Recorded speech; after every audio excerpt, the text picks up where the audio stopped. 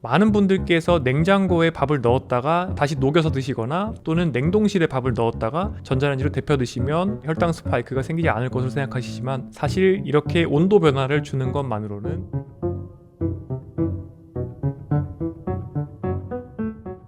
여러분 안녕하세요. 정의원의 저속노아입니다. 오늘 영상에서는 건강에 관한 도시전설을 좀 파헤쳐 보려고 합니다. 제가 얼마 전에 강의를 갔더니 한 분께서 열심히 냉장고에 넣어놓은 밥을 드신다고 하더라고요. 그래서 오늘은 저항전분에 대해서 다뤄보겠습니다. 혈당 스파이크에 대해서 걱정하는 분들이 많아지면서 밥을 냉장고에 두었다가 다시 데워서 먹거나 혹은 찬밥 그대로 먹게 되면 저항전분이라는 소화가 잘 되지 않는 성분이 혈당 스파이크를 막아준다, 이런 이야기들이 돌면서 밥을 차갑게 드시는 분들이 정말 계시다고 하시는데요. 만약에 이것이 사실이라고 하면 콩이나 잡곡을 드시기 싫어하시는 분들은 정말 좋아할 소식이겠죠. 하지만 과연 이게 정말 진실일지 한번 저와 함께 확인해 보시겠습니다.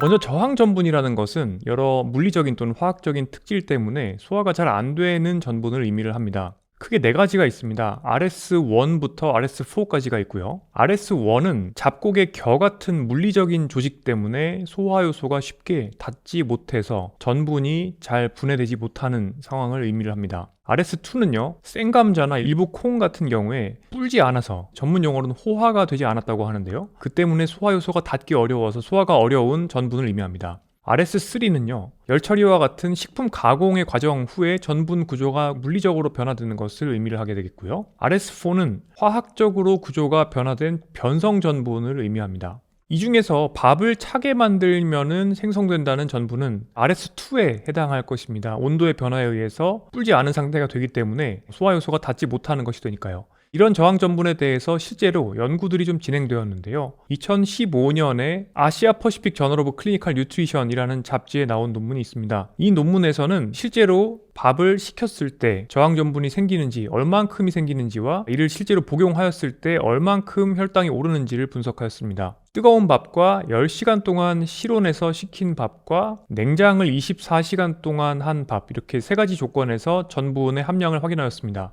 이때 저항 전분은 따뜻한 밥에서는 0.64%가 있었고 10시간 동안 실온에서 식힌 밥에서는 1.3%, 그리고 24시간 동안 냉장고에 넣었던 밥은 1.65%가 있었습니다.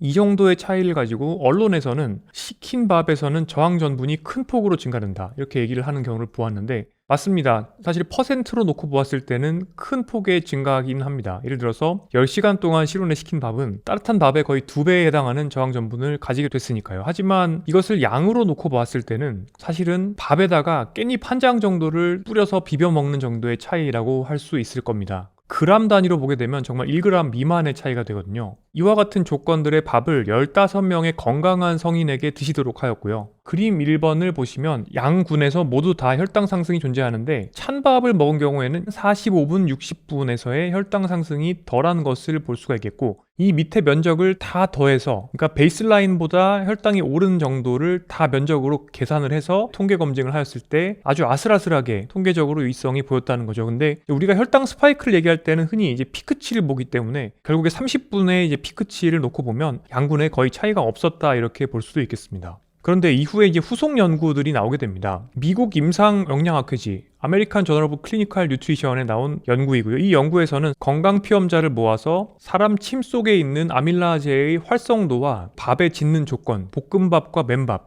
그리고 차가운 밥과 뜨거운 밥 등 다양한 조건을 매트릭스로 만들어서 실험을 하였습니다. 앞서 말씀드린 연구와 비슷하게 혈당 상승의 면적이 얼만큼 차이가 나는지를 보고자 하였고요. 이 연구에서 첫 번째 파일럿 트라이얼에서는 12명의 건강한 피험자를 모집하였고, 이 피험자에서 4가지 조건의 밥을 드시게 합니다. 우선 밥을 드시기 전에 실제로 실험이 잘 되었다는 것을 확인하기 위한 컨트롤 실험을 합니다. 여기서는 포도당을 드시는 것과 밥을 드시는 것을 비교를 해서 포도당이 당연히 혈당이 더 오른다는 것을 먼저 보여주고 있습니다. 그리고 피겨 1의 B에서는 맨밥을 뜨겁게 했을 때, 차갑게 했을 때, 그리고 콩기름에 밥을 볶은 것을 뜨겁게 제공했을 때, 차갑게 제공했을 때, 네 가지 조건 모두 이제 유의미한 혈당 상승의 차이가 없다는 것을 확인하게 됩니다. 그리고 이것을 다시 조건을 나눠서 C입니다. 밥의 온도를 가지고 분석을 하였을 때 뜨거운 밥을 먹건 차갑게 식힌 밥을 먹건 혈당 상승의 차이가 없음을 확인하였고, 많은 분들께서 밥을 볶아 먹으면 혈당이 덜 오른다 이렇게 생각하시지만 사실 D 패널을 보시면 맨밥을 먹으나 콩기름에 볶아 먹으나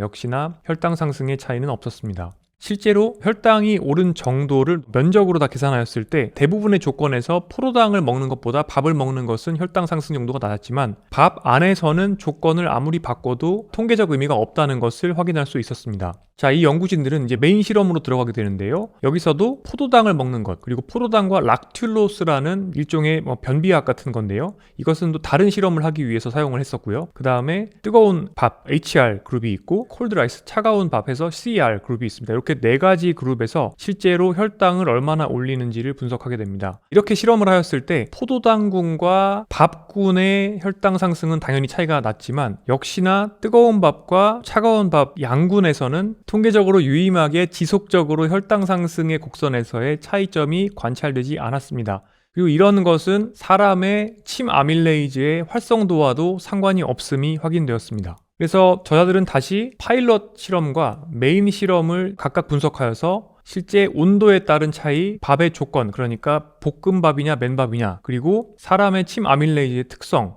이런 것들을 모두 다 분석하게 되는데요. 역시나 그 어떤 것도 실질적으로 혈당 상승에는 차이를 주지 않음이 확인되었고 또 당지수를 계산하였을 때도 차이가 없음을 확인하였습니다. 자, 결과적으로 차가운 밥을 만들어서 다시 데피거나 또는 차가운 밥을 드신다 하더라도 혈당 스파이크를 맨밥을 드셨을 때 예방하는 것은 어렵다는 것을 이 실험에서 확인할 수가 있었습니다. 제가 여기서 조금 더 궁금증이 생겨서 재미있는 논문 하나를 찾았는데요. 다양한 특성을 가진 저항 전분들이 당뇨병이나 또는 당뇨 전 단계가 있는 분들에서 얼만큼 혈당 상승을 완화해 주는지에 대한 메타 분석과 시스테마틱 리뷰 논문, 그러니까 체계적 문헌 고찰 논문이었습니다. 이 연구에서 식후 혈당과 식후 인슐린 분비를 모두 다 보게 되었는데 RS1과 RS2의 저항 전분의 경우에는 식후 혈당의 증가를 낮춰주는 효과가 있었고 식후 인슐린 분비의 경우에는 RS2의 경우에만 어느 정도 효과가 있는 것을 확인할 수가 있었습니다. 이러한 연구에서는 보통 한 끼의 저항 전분이 대략 6g 정도가 들어가야 되는 것을 확인할 수가 있었습니다. 그러니까 테스트 밀, 실험 식사를 만들 때 약 6g 정도의 저항 전분이 탄수화물로 들어가야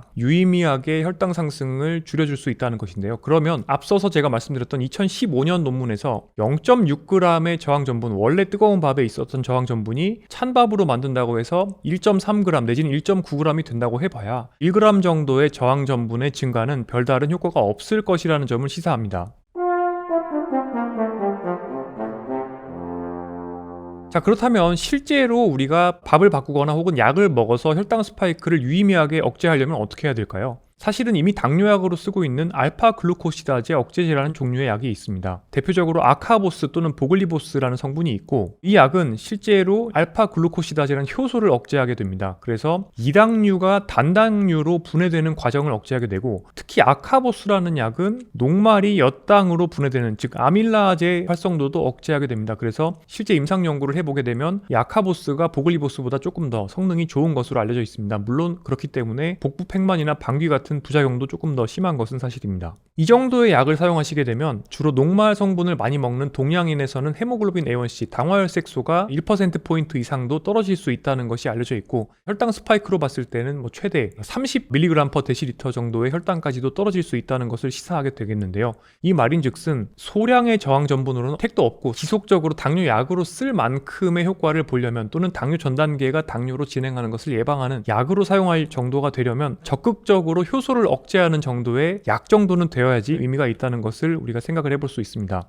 지금 보시는 2005년 연구에서는 실제로 대조군과 아카보스를 비교하였는데요. 보시면 혈당 상승과 식후의 인슐린 분비량을 현저하게 줄일 수 있었고 또 아카보스를 사용하게 되면 여러분들이 위고비 이렇게 잘 알고 계시는 GLP-1이죠. 이 GLP-1도 식후의 농도가 증가된다 이런 것들을 확인을 할 수가 있었습니다. 실제로 소화 과정을 늦추게 되고 또 혈당 스파이크를 늦추는 효과가 확실히 확인이 되는 것이죠. 저항 전분도 정말 많이 들어있다고 하면 밥을 먹었을 때 탄수화물의 흡수속도를 늦추는 데는 도움이 될 수가 있고, 따라서 혈당 스파이크를 줄이거나 식후에 인슐린 분비를 줄이는 효과가 있을 수 있습니다. 그런데 이 정도로 효과가 있으려면 밥을 식혔다가 다시 가열하는 걸로는 택도 없고, 잡곡밥을 아예 드시거나 아니면 콩을 넣어서 RS1이나 RS2가 정말 현실적으로 많고 거기다가 섬유질도 많은, 당지수가 낮은 이런 성분이 많이 들어있는 밥을 만들어서 드시거나 채소나 단백질 성분과 함께 밥을 드시는 게 도움이 될 것입니다. 그리고 조금 더 적극적으로 혈당 스파이크를 낮추시기 위해서 당뇨 전 단계나 당뇨병이 있는 분들이라고 하면 기존 당뇨약을 사용하실 수도 있지만 알파 글루코시다제를 제한적으로 사용을 해 볼 수 있을 것입니다.